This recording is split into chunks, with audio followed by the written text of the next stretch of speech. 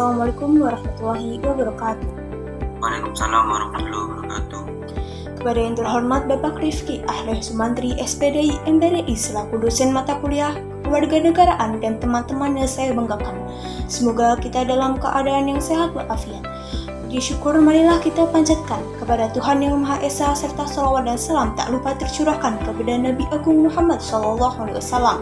Sebelumnya perkenalkan, saya Rahma Febria Triutami. Di sini saya sebagai moderator dan juga rekan-rekan saya Nazilatul Mubarakah, Puput Marcella, Puput Hawifah, dan Pandu Adi Prakoso. Di mata kuliah Kewarganegaraan, kami akan menjelaskan tentang hukum negara dan hak asasi manusia dalam kehidupan sehari-hari.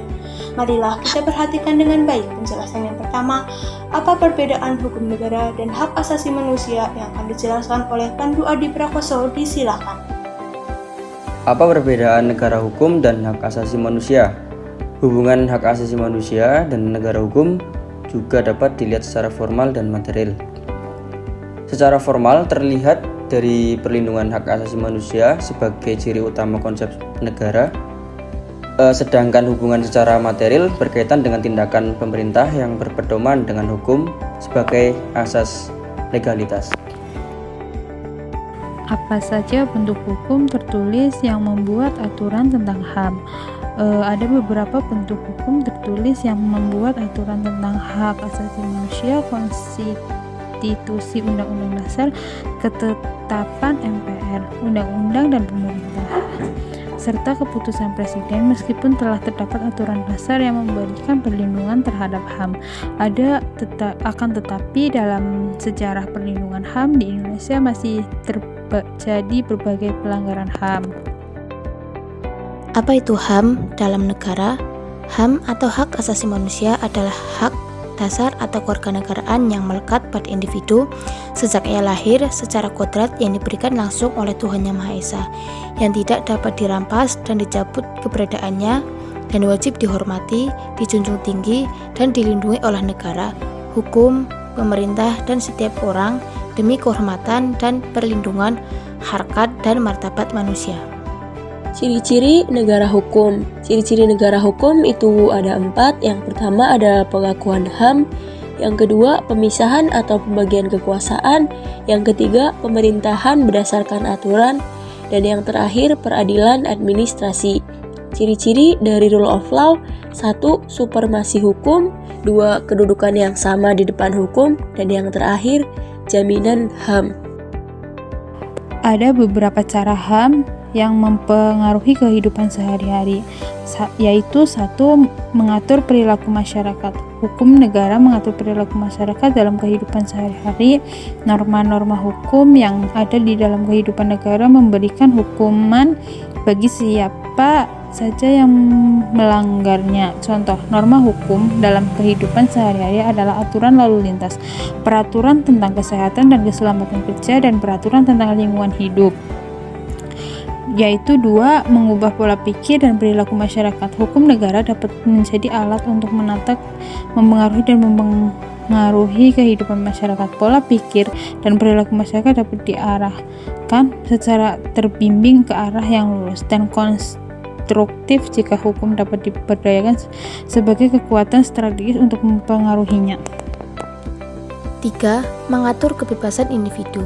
Hukum negara juga mengatur kebebasan individu dalam kehidupan sehari-hari. Hukum tidak hanya membatasi kebebasan individu terhadap kebebasan individu yang lain, melainkan juga kebebasan atau wewenang dari yang berkuasa. 4. Mengatur kehidupan bermasyarakat. Tanpa adanya hukum yang mengatur kehidupan bermasyarakat, maka akan sulit terciptanya ketentraman dan keamanan dalam masyarakat. Hukum negara dapat menjadi alat untuk merekayasa perkembangan politik yang kehidupannya dalam masyarakat dan negara. Kesimpulannya, hukum negara mempengaruhi kehidupan sehari-hari melalui pengaturan perilaku masyarakat, perubahan pola pikir dan perilaku masyarakat, pengaturan kebebasan individu, dan pengaturan kehidupan bermasyarakat. Peran penting kehidupan sehari-hari hak asasi manusia. Yang pertama ada hak untuk memilih agama atau keyakinan apapun tanpa tekanan atau paksaan. Kedua, hak untuk hidup dan mempertahankan hidup serta kehidupannya. Yang ketiga, hak atas pekerjaan dan penghidupan yang layak bagi kemanusiaan. Yang keempat, hak untuk membentuk keluarga dan meneruskan keturunan melalui perkawinan yang sah. Yang kelima, hak untuk menjelaskan dan berekspresi. Yang keenam, hak untuk bekerja dan bersekolah. Yang ketujuh, hak berkebangsaan. Yang kedelapan, hak menikah dan berkeluarga. Yang terakhir, kesetaraan gender, yaitu hak untuk hidup tanpa rasa ketakutan, bebas menentukan pilihan hidup secara terhormat. Kewajiban hak asasi manusia itu apa saja? Yang pertama, mengakui dan menghormati hak asasi orang lain tanpa kecuali. Yang kedua, menjunjung tinggi dan melindungi hak asasi manusia. Yang ketiga, menghormati, menjamin, dan membela hak asasi manusia setiap warga negara. Hukum negara juga memiliki peran penting dalam melindungi hak asasi manusia. Negara dan pemerintah berjanji untuk melindungi, menghormati, menjamin, dan membela hak asasi manusia setiap warga negara. Hukum negara juga harus menjunjung tinggi hak asasi manusia dan harus menjadi tolak dan tujuan dalam penyelenggaraan kehidupan bermasyarakat, berbangsa, dan bernegara. Oleh karena itu, pemahaman tentang hak asasi manusia dan hukum negara sangat penting dalam kehidupan sehari-hari. Jadi dapat disimpulkan bahwa hak asasi manusia atau HAM merupakan hak yang melekat pada diri manusia yang bersifat kodrati dan fundamental sebagai suatu anugerah Allah yang harus dihormati, dijaga, dan dilindungi oleh setiap individu, masyarakat, atau negara. Terima kasih kepada para presentator atas pemaparan materinya. Sekian dari kami, apabila ada salah, kami mohon maaf. Wallahul muwaffiq ila aqwamit thoriq. Wassalamualaikum warahmatullahi wabarakatuh.